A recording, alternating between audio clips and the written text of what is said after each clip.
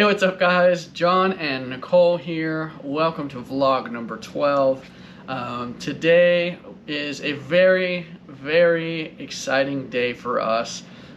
So this whole kidney process has been a huge physical battle so far. We're 3 weeks in, and it's just trying to recover and trying to do things and not just lay down. That's been a big aspect of it. You guys, Nicole, I lay down a lot. It's been a big aspect of it, but another huge aspect has been just the mental aspect of it. It seems like every day is a bit of a mental battle, whether whether Nicole is just sitting there and watching me just lay there. That's a huge mental battle, I'm sure, for her, or whether I'm trying to motivate myself to get up and move around even though I don't feel like it. That all starts in the brain, and one of the biggest aspects of the mental battle for us has been we've been away from our kids for 3 weeks, and that we've been FaceTiming them and sending pictures back and forth and things. And cards. They sent us cards. And cards. They did send us cards. Thank you for the cards, kids. So we've been doing those things. But we have been realizing, and maybe there's a saying, maybe it's a cliche, I don't know, I'm not exactly sure what cliche means, but absence makes the heart grow fonder. I think leaving, we were like, man, we're gonna get a second of quiet and peace because we have. You thought that. I was just like, oh, this sucks leaving them. Oh, okay, so I'm a terrible father, and I was like, hey, at least we're gonna have some peace and quiet. And that's going to be nice for recovery and things, but kind of as it's been dragging on, it's like, dang, like we need a little bit of that noise, we need a little bit of that chaos to fill our day, because days have gotten so much longer since we've been here. It's like when we're home, we're always having stuff to do, and somebody always needs something, somebody's always fighting somebody. And so the day is just busy, and it's been the exact opposite here. But so today we're getting a huge mental boost. Nicole, you want to tell them what's going on today? Our kids are coming today. Woo, woo. Well, 3/4 of our kids are coming today. The little ones are coming with Nana and David, and Kayla is working at home. She just got a new job, so we're excited for her. Go Kayla! Go Super Kayla! Sorry if this is a spoiler, Kayla. Oh yeah. I don't know. Ask her about it. I'll let her tell you about it. We're just proud, but she can explain all the details. Yeah, exactly. So our kids are coming today, and so right before I put out we got the call and we put out the episode, my next episode was going to be introducing you guys to the family.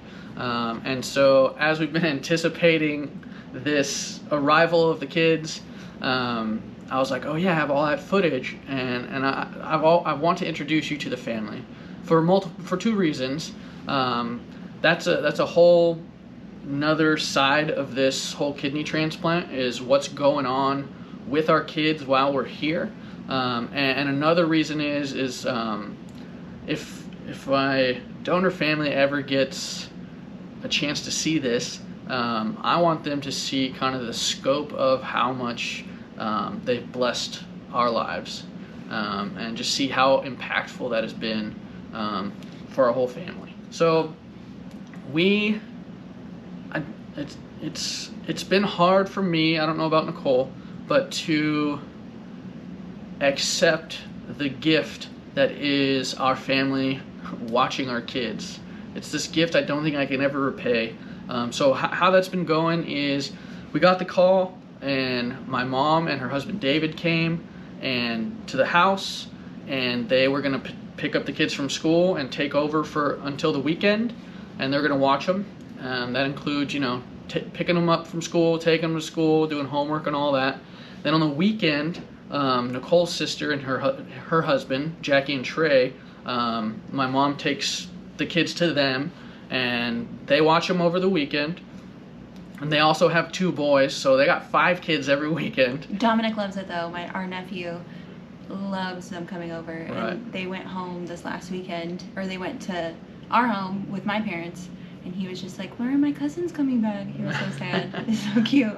He loves hanging out with us. Yeah, so they got 5 kids, 7 and under at their house every weekend. And then I think it's probably Sunday night, Nicole's parents, Jim and Sandy, come and get the kids, and they watch them for a week. And then the weekend, it's Jackie and Trey. The next week is my mom and David. And it's that system for the weekend so that everyone can have breaks because it's a lot of work. And the kids get a little change in atmosphere. I think they love going to their auntie and uncle's house, seeing their cousins and playing, and that seems to be like a break, kind of? Yeah, mental break? Kind of refreshing for them. And so that's been good. So that is my kidney crew there. Guys, I love you. We appreciate you so much. Thank you so much for that. It's been really humbling knowing that I don't know how to repay you, because Jackie, I'm not watching your kids for 6 weekends in a row. I don't know. I don't think I would do that. No, we might. We'll see. Just don't get any medical things. She's gonna have a baby soon, so. Oh snap! It's true. Plus she's pregnant. It's crazy. All right, if you need help, Jackie, we got you. We got you. No problem. Oh yeah. So one of the huge things about them coming this weekend is we were so bummed because tomorrow is Eleanor's 8th birthday. And happy birthday, Eleanor! We were super bummed that we were gonna miss that. You know, that's kind of a big deal. But we had prepared ahead of time. Like, we bought the gift, wrapped it, and left it at home just in case. Right. You know, it's just not the same. And talking to the kids, we can tell. You know, Eleanor is the oldest of the little kids. She's been more emotional than the boys. The boys are just having a good time, but she's more aware of what's going on and kind of actively missing us. And so having them come out for her birthday, oh man, it's just so awesome. So we're super stoked about that. Can't wait to see them today. It's gonna be great. Mm-hmm. Right? Yeah, every day we wake up, we've been like, are you excited the kids are coming? Are you excited? We're like, it's like a Christmas morning for us. Yeah. So fun. And before I have some footage of the kids. Before I let you see that, I just want to introduce you to the kids. So our first child is Eleanor, and she will be 8 tomorrow. Here's a picture of Eleanor, if I can find one. That is super cute. Okay, we have them. Our friend Lydia just took these pictures. Oh yeah, true. Lydia Tolman Photography. Yeah, shout out. Awesome. Hit her up on Instagram. So it's Eleanor, and she is going to be 8 tomorrow. And our second child is Anderson, and he is 6 years old. And our third child is Kayla, and she is 21 years old. And then our fourth child is Oliver, and he's 3 years old. And that is the order they joined our family. So there's a big story there, and you'll hear that story in this episode. Kayla will talk a little bit about that. So again, guys, thanks so much for your prayers. Thanks so much for your support. We've been getting cards in the mail, people reaching out to us and just checking in, letting us know they love us and they're praying for us. And that does go a long way. So thank you so much for that. And with that, I would like to introduce you to Eleanor. Hello, my name is Eleanor, and I am 7.5 years old. And my favorite thing to do is play Roblox. I feel excited and not excited because I'm gonna miss my dad, but I'm also gonna be excited not to be running all the time. All right, guys, we are officially halfway through with our run. We four here. We're doing a half a mile today. That's Eleanor, age 7, or doing a mile today, sorry. Eleanor, age 7, Anderson, age 5, Oliver, age 3, and me, age 36. You forgot me and a half. Oh, and a half. And a half, right. So one of the big reasons why the kids are running with me is because they are in charge of part of my rehab post-surgery. They are going to be my running coaches. They've been running with me for a while now. Eleanor and Anderson have run up to 2 miles with me, and Oliver has run up to 1.5 miles with me. And the reason that we're doing that is so that everyone has a role and everyone is involved in the recovery process as a family. And one thing these kids are teaching me is that we are so much more capable than we think we are a lot of times. Like anyone who's out here seeing these kids running with me, you know, it's just kind of besides themselves. And it's not something that's super forced. It's something they asked to do with me. And that's just to say, like, hey, we can all do something, you know. Maybe you can't run a mile right now, but maybe you can go for a walk down the street or around the block, you know. Our fitness and our health is something that we can control. And all of us have varying degrees of fitness. I'm not claiming to be in great shape. I'm not.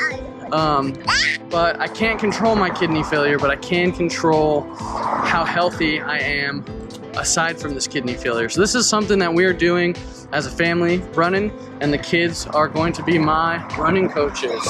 You ready for the next half mile? Yes. All right, are we ready to go? Go! Yeah, let's go. Ready to go.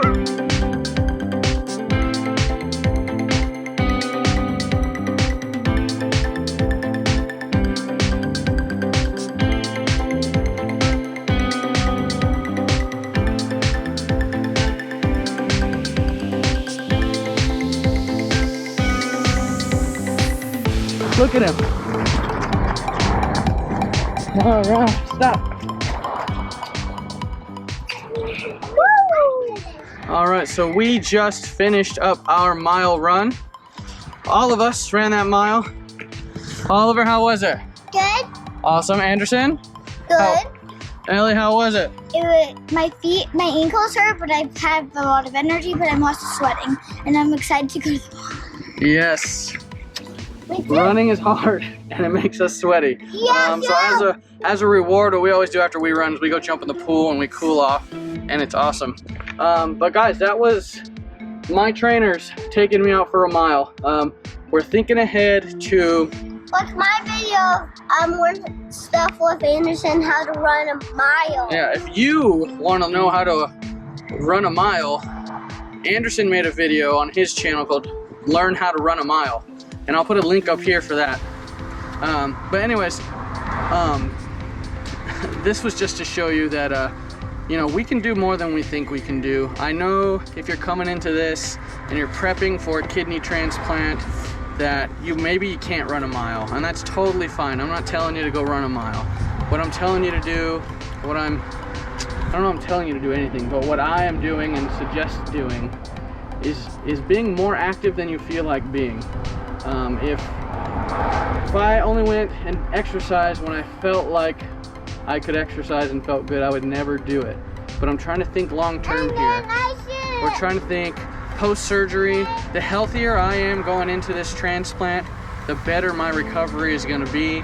And to know that I have the support of these awesome running coaches when I am finished with this recovery, man, what a support system that is, and how cool is that? It's hard for me to say I can't run a mile when I have a 3-year-old out running a mile with me. It's just a little added motivation for me. So as you're prepping for this kidney transplant, guys, some of you might be, or man, just life in general, let's take control over the things we can control. We can control so little. So let's take control over things we can control, so that we can live the best, healthiest life we can. You know, I want to be around for these kids of mine as long as possible, and so we're trying to be responsible with what we have now. And while my parents are at the transplant, we still get to FaceTime them and stuff and call them, so we at least get to see them. I think we're gonna be staying at my and pop's house first, and then maybe like after school or on the weekends, they have a house in Big Bear, so we might go there, and we might spend some time at their house, and I think they're gonna mostly be helping me with homework. And then on weekends, my aunt and uncle might watch us, and my aunt, she helps kids, and I push a little too hard with the pencil, so I think she'll help with homework and that. And then, yeah, I think maybe our Nana, indeed. Maybe Nana. yeah, I'm pretty sure that's who's watching us. Maybe pray for me that my dad doesn't die, he stays safe, and I don't miss them too much that I cry my face off. Hi, I'm Kayla Marie Jones. If we're being technical, I'm 21 years old. I know you're doing the math right now, like, whoa, wait a second, 21? That's confusing. Well, I'm going to explain. I am an honorary Berry because I'm awesome, obviously. But leading up to that, there was obviously a pathway to that. So yeah, so I was actually born in Portland, Oregon, 21 beautiful years ago. I ended up in the foster system probably when I was around 3. And kind of just grew up in it my whole life. So I got out for a little while and ended up in California for right before my 7th grade year, and ended right back in it when I came to California, the foster system. So, but I mean, again, it's all, you'll hear me talk about God's timing a lot, and this is all God's timing and part of his story for me, and that's how I ended up in California. And then I ended up meeting John through youth group. My math teacher at the time in high school, my sophomore year, she invited me to youth group at Bethany, and I was kind of like, what the heck, why not? So then I went, and it's kind of crazy that that's how I met John. And so like Kayla just said right now on the video, she met me at youth group, and so I just wanted to give you a little backstory on what that is. When I met Kayla, I was a youth pastor at Bethany of Montclair. Shout out Bethany, what's up? If you live in Montclair, go to Bethany. But I still remember the first day she came to our youth group. It was, and I remember that because it was an interesting day. We were trying something new. So normally we'd come into youth group, we'd play some music, sing some worship, we'd have like a teaching or a sermon of some sort, and then I could be misremembering, but I believe we split off into small groups and talked about the sermon and talked about life and things like that. But this particular day that Kayla came for the first time, we were trying something new. So, it was something that I called family time, and what that was is we all leaders and students all got together in this area. We had like a U shape of couches, or maybe it was a box, I don't remember at that time. But there's a bunch of couches. So we all got on the couches, and instead of doing worship and a sermon that day, we said, hey guys, we're gonna do something a little different today. There's a lot of stuff going on in a lot of people's lives right now, and we're gonna just take some time as a family to love and support one another and pray for one another. And so what that looked like was we were going to kind of go around, and whoever wanted to share could share kind of their heart, what was going on in their life right now, what they were struggling with, what they needed help with. And then, so after they shared, we would all kind of come around them, we'd pray for them, we'd offer our support, and any practical things we could do to help them, we would offer them that. And in that way, kind of as we shared, that would help us kind of bind together tighter as a family and a support system for one another. Because I don't know if you've noticed, but life is super hard sometimes. And just I can't imagine being a teenager in these days. It's just got to be chaos, But knowing or asking that level of vulnerability in a high schooler is a lot to ask, And so I told my leaders, like, hey, like if we want to successfully do this, we need to lead this by example, and we need to share what we're struggling with, how the students can be praying for us, how they can be supporting us, and we need to listen if they have practical things to say to us. We need to lead this by example, and so that's what led to me speaking a little bit about my kidney stuff and everything that's going on there. And so ended up being a crazy, powerful, and emotional night, as we all just kind of like spilled our guts and then supported one another in that, as you know, the leaders did, and then the students did. And I can only imagine I can only imagine what was going through Kayla's mind at that moment. But you know, the rest is kind of history, and looking back, like, I had no idea that I was meeting my oldest daughter that day. And it's so crazy how, you know, over the next, I don't know, year or two, I don't remember how long it was exactly, that you know, our family grew with a mostly adult child. You know, she's 21 now, and she is doing great. So yeah, crazy. That's a little backstory to that. And with that, I'll give it back to the kids. The first night I went, he was actually talking about his story with his kidney, and I was kind of looking at him like, you sound like a crazy person. Like, you're going through all these trials and all this hurt and everything going on with your health, and you're so faithful to God. And at the time I was not a Christian, and I did not really believe in God, and I was kind of like, you are dumb, you're dumb. But you know, obviously he changed that for me, and it became a very different, I have a very different mindset now. But yeah, that's how I met John, was through youth group. He just became like the one person in my life that was consistent and a solid person. And I didn't trust anybody. I hated everybody. I didn't want anyone in my life, anyone close. And this man got close to my heart. And now I came into the family about 4 years ago. In August, it was 4 years. I ended up moving in with them right before my senior year of high school. I've been here ever since.